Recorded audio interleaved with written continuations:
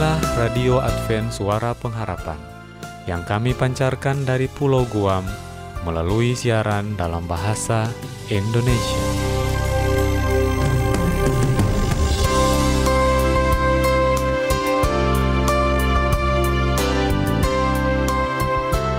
Salam sejahtera kepada saudara pendengar dimanapun Anda berada.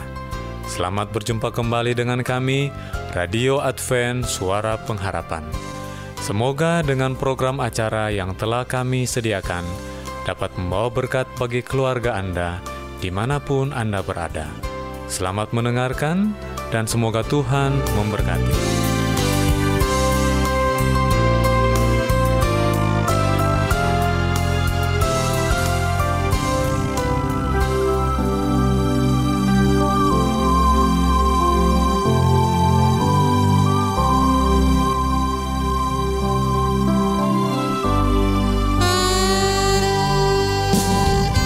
Pendengar Radio Advent Suara Pengharapan yang berbahagia, Ruang Remaja dan Orang Muda kembali kami hadirkan untuk Anda saat ini. Berbagai informasi dan permasalahan seputar remaja dan orang muda akan dikupas dalam acara ini. Dengan diasuh oleh Kak David Mamora sebagai seorang pendidik yang mengandalkan Tuhan, para remaja dan orang muda akan diajak untuk mau dibentuk menjadi manusia yang berkualitas sesuai kehendak Allah. Selamat mengikuti.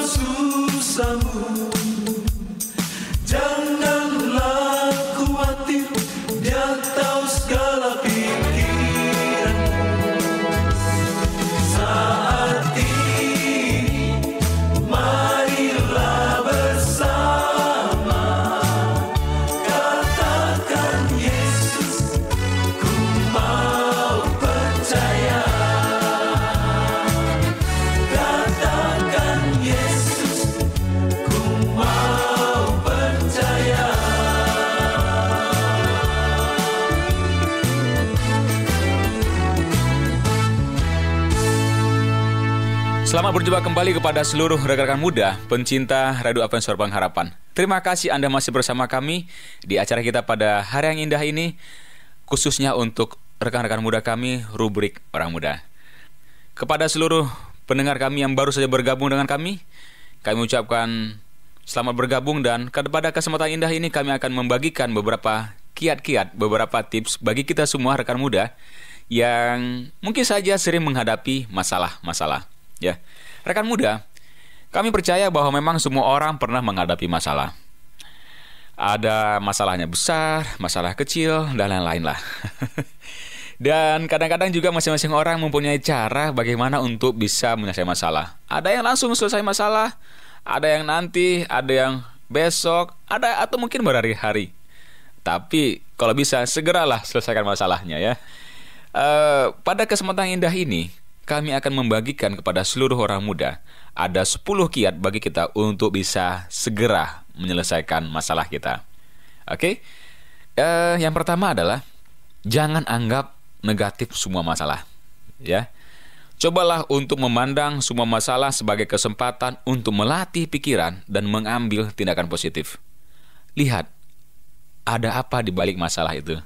Ya, percayalah bahwa di balik masalah kita diajak untuk melatih pikiran dan mengambil tindakan positif. Itu yang pertama ya. Dan yang kedua, cobalah pilah-pilah masalah ke dalam kategori ya.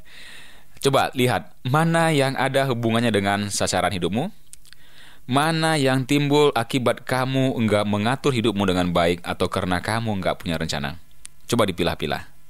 Kalau itu sudah dipilah-pilah, sekarang yang ketiga adalah sebanyak mungkin pecahkan masalah jadi bagian-bagian. Di sini maksudnya adalah lalu pecahkan lagi langkah menjadi langkah-langkah. Kemudian jalankan langkah-langkah itu satu persatu. Jangan sekali semua. Step by step ya. Satu persatu selesaikan. Oke, lanjut lagi ya. Yang keempat adalah belajar memisahkan mana masalah sesungguhnya dan mana masalah hayalan. Maksudnya adalah masalah-masalah yang cuma ada dalam bayangan di kepala kita. Ya, rekan muda, mungkin kamu hanya membayangkan sebuah masalah dan itu nggak benar-benar terjadi. Kekhawatiran yang berlebihan cuma buang-buang pikiran saja. Ya, itu masalah hayalan. Jauhkan saja. Jangan terlalu, kadang-kadang kita terlalu membesar-besarkan masalah yang ada sehingga di kepala kita menjadinya wah besar sekali itu masalah. Dan kelima, bekerja dari belakang ke depan. Begini maksudnya rekan muda. Jangan hanya terpaku pada penyelesaian saja. Penyelesaian yang bagus mungkin belum tampak di permukaan. Ya, sebaliknya, fokuskan diri pada proses pencarian jalan keluar. Harus fokuskan. Coba cari jalan keluarnya seperti apa. Dan kalau sudah dapat jalan keluarnya seperti apa, ini dia yang keenam. Ketika dihadapkan pada sebuah masalah yang luar biasa rumit, tuliskan dulu garis besarnya di atas kertas. Ya. Dan di sini coba buat daftar tentang apa saja yang ingin kamu lakukan soal masalah itu. Lalu buatkan satu lagi daftar tentang apa yang mampu kamu lakukan. Apakah kedua daftar itu cocok? Coba cari dan lakukan. Ya. Yang ketujuh, kumpulkan informasi. Kalau saja salah seorang temanmu sudah pernah berada dalam masalah atau situasi yang sama, cari tahu apa yang mereka lakukan untuk menyelesaikannya. Cari tahu kepada dia bagaimana untuk bisa menyelesaikan masalah tadi. Tanya pada orang-orang dewasa yang kamu percaya. Orang-orang tua juga bisa, guru juga bisa, atau guru BP lebih tepat lagi, atau juga pemimpin agama, atau dalam pembimbing di ekskul atau di mana saja. Kadang-kadang mereka punya jalan keluar yang di luar dari pemikiran kita, ya. Dan yang kedelapan, bikin rencana cadangan. Kalau saja ternyata kejadiannya enggak seperti yang sudah kamu rencanakan, lalu apa yang bakal kamu lakukan selanjutnya? Jangan lupa, dari rencana yang telah kita buat tadi, yang bagus-bagus misalnya, coba bikin rencana B atau rencana kedua jika saja rencana yang pertama gagal. Kalau rencana pertama gagal, kita masih ada rencana yang kedua atau rencana B yang sudah pasti memang tidak sebaik dari rencana A, tapi tujuannya pasti sama, bisa memperoleh rencana kita yang pertama tadi. Dan yang ke-9, bersikaplah fleksibel dalam menghadapi proses penyelesaian masalah. Kebanyakan dari kita mempunyai gaya penyelesaian masalah yang lamban laun menjadi kebiasaan, ya. Tapi ada juga orang yang tidak seperti itu. Tiap kali ada masalah, kita menghadapinya dengan cara yang sama dan ini terjadi berulang-ulang. Di sini kami minta kepada kita seluruh orang muda untuk kita coba lakukan perubahan, ya. Cobalah bersikap fleksibel. Jangan hanya bisa menyelesaikan masalah dengan cara yang itu-itu saja. Dan yang terakhir, yang ke-10 bagi kita semua rekan muda, jangan takut untuk bicara dengan diri sendiri. Ya, sejumlah orang yang paling berhasil dalam hidupnya menyelesaikan masalah dengan berteriak keras-keras saat berpikir. Kadang-kadang memang ketika telinga mendengarkan apa yang kita ucapkan, otak akan terangsang untuk mencoba mencari jalan keluarnya. Ya, jadi jangan takut untuk bicara dengan diri sendiri untuk menyelesaikan masalah. Oke, bagi seluruh rekan muda, demikian tadi telah kami sampaikan kepada kita semua ada 10 kiat untuk kita bisa menyelesaikan masalah. Kami harapkan tentunya dengan adanya 10 kiat tadi ini, rekan-rekan muda kami pencinta Suara Pengharapan bisa segera menyelesaikan masalah-masalah yang ada di hadapannya. Oke, sudah siap? Oke, terima kasih atas segala kebersamaan kita. Sampai kita bertemu kembali di lain kesempatan.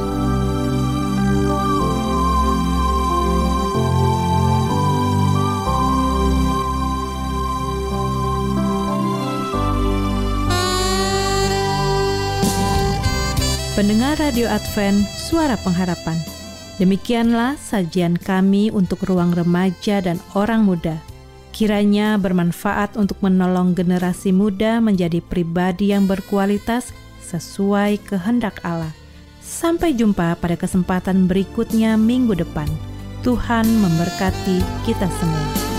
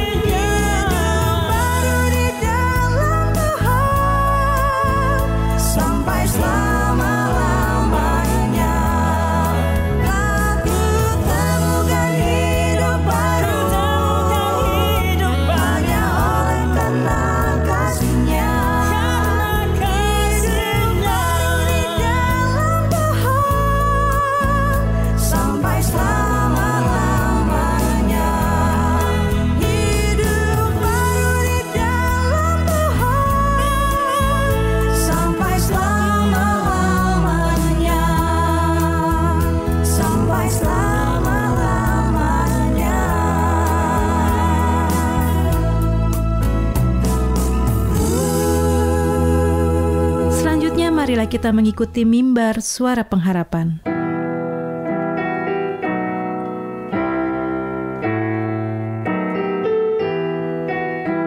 Inilah mimbar suara pengharapan dengan topik pembahasan Kuasailah akan dirimu. Selamat mendengarkan.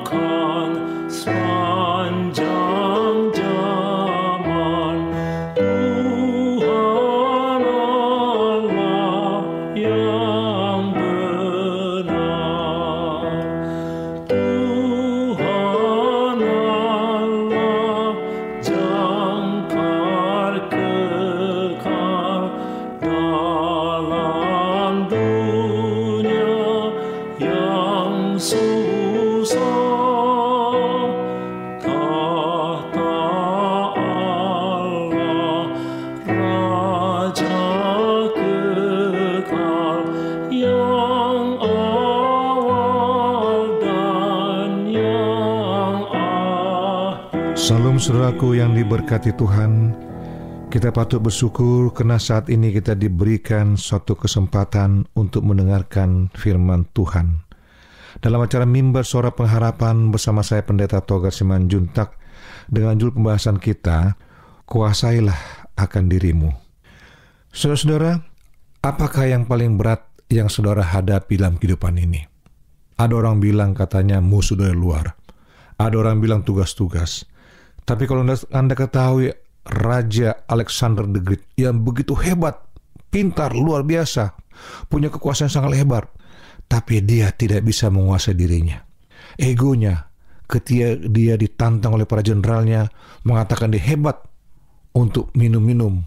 Sebenarnya dia tidak pernah dan tidak biasa untuk itu. Dia merasa gengsi untuk menolak. Dia tidak bisa menguasai dirinya. Saudara, dalam 2 Timotius 4 ayat yang kelima dikatakan demikian. Tetapi kuasailah dirimu dalam segala hal, sabarlah menderita, lakukanlah pekerjaan pemberita Injil, dan tunaikanlah tugas pelayananmu. Saudara, apakah yang paling utama jika saudara membeli pakaian, saudara pilih? Apa yang paling utama? Apakah karena harganya, modelnya, atau lokasinya tempat pembelian, atau karena mungkin ya kebetulan aja? Dikatakan, bukanlah brand yang terkenal yang menempel ke baju tersebut, bukan juga modelnya, saudaraku, atau stylesnya, atau mungkin harganya, atau lokasi tempat pembeliannya, atau mungkin coraknya. Tetapi yang paling utama bagi saudara untuk baju itu adalah saudara bisa menguasai diri saudara. Apakah baju itu seketika saya beli, dapatkah nyaman untuk saya kenakan, dan dapatkah baju itu membuat saya juga nyaman ataupun tenang, mempunyai perasaan diri yang cukup bagus, ya cukup tinggi di hadapan orang banyak. Ataukah itu merusak reputasi penampilan saya? Nah, saudara, ini yang paling utama. Kuasai diri saudara dalam beli sesuatu hal. Lihat, apakah itu berguna untuk saya, nyaman untuk saya, bisakah menaik performance saya, penampilan saya, atau makin lebih merusak? Nah, saudara, dulu saya sempat heran dengan sandal yang modelnya ada kode nama-nama, ya macam-macam, seperti forgive me atau minta ampun dan lain. Dan menurut sama sekali itu tidak keren, namun justru booming dan sangat ngetren. Apa yang membuat sandal tersebut terkenal? Karena ternyata sandal tersebut memang sangat nyaman dipakai, enak. Ya, ada satu merek lagi saudaraku yang kalau sandal jepit sudah pakai itu merasa nyaman sekali. Kenyamanan adalah hal yang penting bagi orang tertentu, bahkan mutlak. Itu alasan mengapa kita memilih unit tertentu, sehingga tempat tinggal itu alasan mengapa kita memilih komunitasnya. Ini alasan utama. Jadi kita selalu memilih tempat tinggal juga sangat ditentukan oleh lingkungan kita. Jangan sampai itu jadi batu sandungan bagi saudara, batu sandungan untuk anak-anak, batu sandungan untuk kegiatan saudara sehari-hari. Ini juga merupakan satu syarat mutlak bagi seorang untuk dapat menguasai dirinya, ya, dengan meraih sukses dalam bisnis maupun karirnya. Jika ia sendiri tidak nyaman dalam melakukan pekerjaan tersebut, bagaimana mungkin ia bisa all out dalam menjalankannya? Jika tidak all out dalam bekerja, bagaimana mungkin saya bisa maksimal? Contohnya, saya adalah orang kurang suka basa-basi. Saya orang yang termasuk tidak sabaran. Saya mungkin bisa tersiksa setengah mati jika harus menjadi tenaga marketing yang selalu membujuk raja konsumen dan membeli produknya, dan membuat bagaimana saya harus bermunafik ria untuk menunjukkan satu kehebatan produk perusahaan saya juga dan diri saya. Bagaimana jika saya dipaksa untuk menjadi tenaga marketing seperti itu? Mungkin bisa, tapi karena saya tidak nyaman melakukannya, maka pencapaian saya tidak mungkin maksimal, bahkan underestimate. Nah, saudara, dalam bahasa rohani, itu disebut sebagai sebuah panggilan. Setiap orang memiliki panggilan yang berbeda. Demikian juga halnya dalam dunia kerja. Ketika itu pastikan kita bekerja di bidang yang menjadi passion kita, ya, menjadi bidang kita, hidup kita. Kita sesuai dengan bidang keahlian kita. Dan yang terutama, kita harus nyaman dalam bidang tersebut. Seharusnya banyak orang justru lebih memperhatikan hasil, gaji, fasilitas, ya, daripada kenyamanan ataupun panggilan kerjanya itu. Perhatikan bahwa dia tidak melihat bagaimana panggil itu datang kepada dia. Padahal jika kita merasa nyaman, aman, tenang, dan meningkatkan performance kita, maka itulah yang paling utama kita dapatkan kebahagiaan. Hasilnya akan sangat berbeda, ya, di hadapan guru-guru, ya, atau di hadapan keluarga, lingkungan. Nah, saudara, ingatlah, kuasai diri saudara, baik dalam bekerja, baik melakukan suatu hal apapun, ya, supaya saudara merasa nyaman. Jangan saudara memaksakan diri, contohnya pekerjaan itu harus selesai malam ini, saudara bekerja lembur sampai jam 1, atau saudara paksakan diri bekerja di kantor, harus selesai sore ini, kemudian saudara bekerja sampai lupa pada keluarga. Jangan, saudaraku, lakukan saja tugas itu dengan sungguh-sungguh, dengan penuh sukacita, maka Tuhan akan memberikan kekuatan bagi saudara, mau mencukupkan.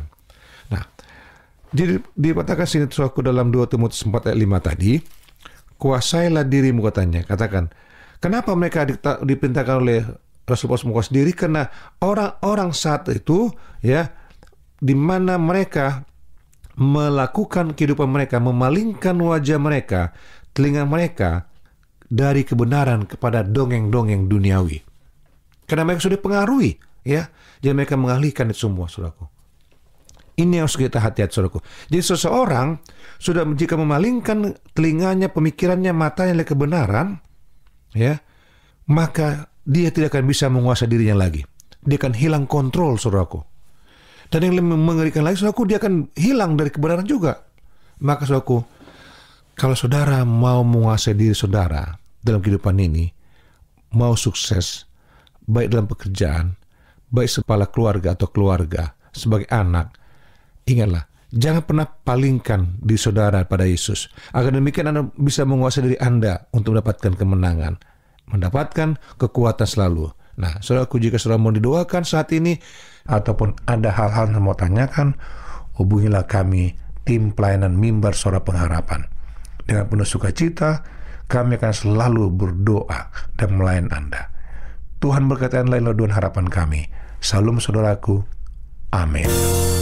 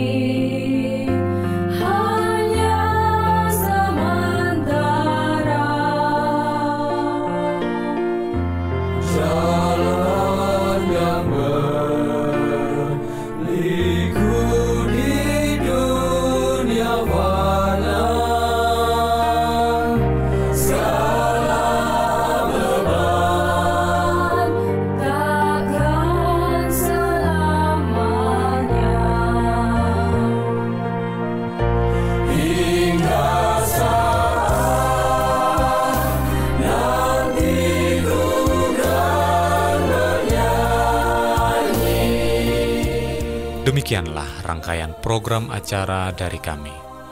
Apabila Anda mempunyai pertanyaan atau ingin mendapatkan seri pelajaran Alkitab Suara Nubuatan, Anda boleh menghubungi kami dengan mengirimkan surat ke Radio Advent Suara Pengharapan, PO Box 8090, Jakarta 12810, Indonesia.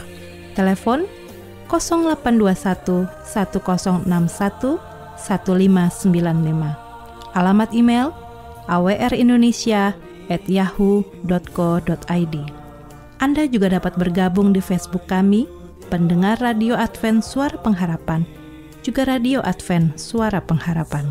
Terima kasih untuk semua pendengar yang setia. Kita bertemu lagi di gelombang dan waktu yang sama. Salam kasih dan sejahtera. Tuhan memberkati kita semua.